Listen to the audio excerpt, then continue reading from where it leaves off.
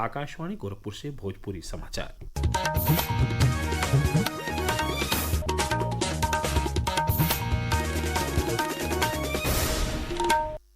नमस्कार, समाचारन के साथ हम वेद प्रकाश पाठक। श्री जगदीप धनखड़ के इस्तीफा के बाद निर्वाचन आयोग उपराष्ट्रपति पद खातिर चुनाव प्रक्रिया शुरू कर दिले हो।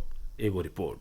गृह मंत्रालय द्वारा कल श्री धनखड़ के इस्तीफे की अधिसूचना के बाद यह प्रक्रिया शुरू हुई। सोमवार को श्री जगदीप धनखड़ ने स्वास्थ्य कारणों से पद से इस्तीफा दे दिया था। प्रारंभिक गतिविधियां पूरी होने के बाद आयोग उपराष्ट्रपति पद के चुनाव कार्यक्रम की घोषणा करेगा। निर्वाचन आयोग के अनुसार अनुच्छेद 324 के तहत आयोग को उपराष्ट्रपति पद के लिए चुनाव कराने का अधिकार है। उपराष्ट्रपति पद का चुनाव राष्ट्रपति और उपराष्ट्रपति चुनाव अधिनियम 1952 और राष्ट्रपति और उपराष्ट्रपति चुनाव नियम 1974 के नियमों द्वारा कराया जाता है। समाचार कक्ष से विवेक सिंह। मुख्यमंत्री योगी आदित्यनाथ आज गोरखपुर दौरा पर पहुंचला है। इस दौरान वहां के गोरखपुर नगर निगम में urban flood early monitoring system का लोकार्पण के सतही 250 करोड़ रुपया से बेसी के विकास परियोजनन का लोकार्पण और शिलान्यास कैनी। एक सतही मुख्यमंत्री स्वच्छ सर्वेक्षण में पूरा प्रदेश का मान बढ़ावे वाला गोरखपुर नगर निगम के सफाई मित्रन और पार्षदनों लोगिन के सम्मानित कैले हैं। उप मुख्यमंत्री और प्रदेश का स्वास्थ्य परिवार कल्याण मंत्री ब्रजेश पाठक आज अपने गोरखपुर दौरा के दौरान सर्किट हाउस में स्वास्थ्य सेवा का समीक्षा कैले। वहाँ के अधिकारियों के नियमित भ्रमण करके स्वास्थ्य सेवा के मजबूत करे और गोरखपुर जिला के मॉडल जिला के तौर पर विकसित कैले का निर्देश देने। गोरखपुर के पंडित दीनदयाल उपाध्याय गोरखपुर विश्वविद्यालय और ऐसे संबद्ध महाविद्यालय में पढ़े वाले नौजवानन के कैंसर के सतही अलग अलग स्वास्थ्य मुद्दन पर जागरूक कर जाये। यह नौजवानन के साइबर सुरक्षा के बारे में खास तौर से जानकारी दिल जाये।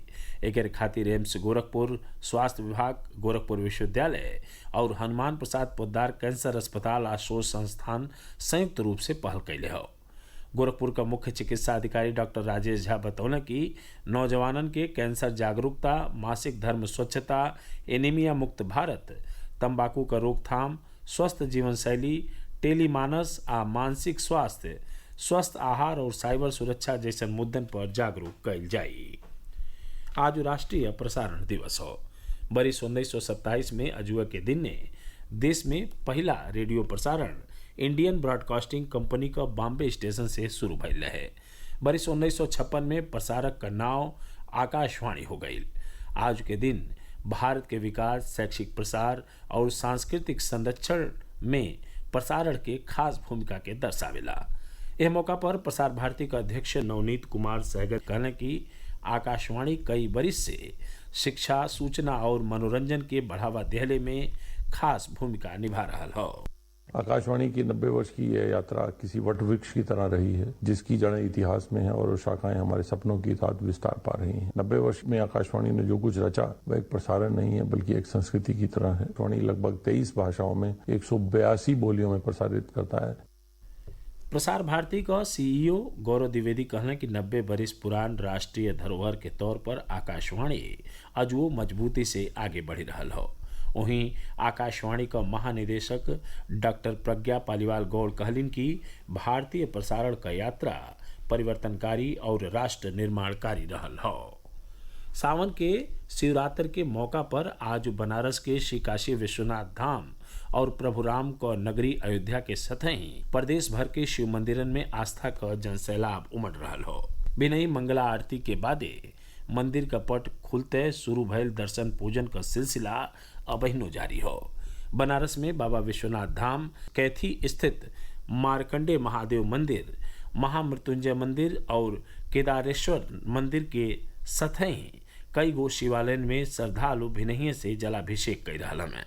वहाँ प्रदेश सरकार के निर्देश पर सावन महीना के शिवरात्रि पर श्री काशी विश्वनाथ मंदिर में स्वर्ण शिखर के सतही शिव भक्त और कांवड़ियन पर हेलीकॉप्टर से फूल बरसावल गई। यही क्रम में रामनगरी अयोध्या में आज भिन्ही श्रद्धालु लोग सरजू में नहा के प्राचीन नागेश्वर नाथ मंदिर में जलाभिषेक कैले। इस दौरान सुरक्षा का पूरा इंतजाम रहे। वहीं मुख्यमंत्री योगी आदित्यनाथ आज गोरखपुर के प्राचीन मानसरोवर मंदिर में रुद्राभिषेक करके भगवान भोलेनाथ से प्रदेशवासियन के सुख समृद्धि का प्रार्थना कैले। इससे पहले मुख्यमंत्री गोरखनाथ मंदिर, मानसरोवर मंदिर, बाबा मुक्तेश्वर नाथ मंदिर और महादेव झारखंडी शिव मंदिरों पर आए श्रद्धालुओं पर हेलीकॉप्टर से फूल बरसौना। समाचार पूरा भइल। नमस्कार।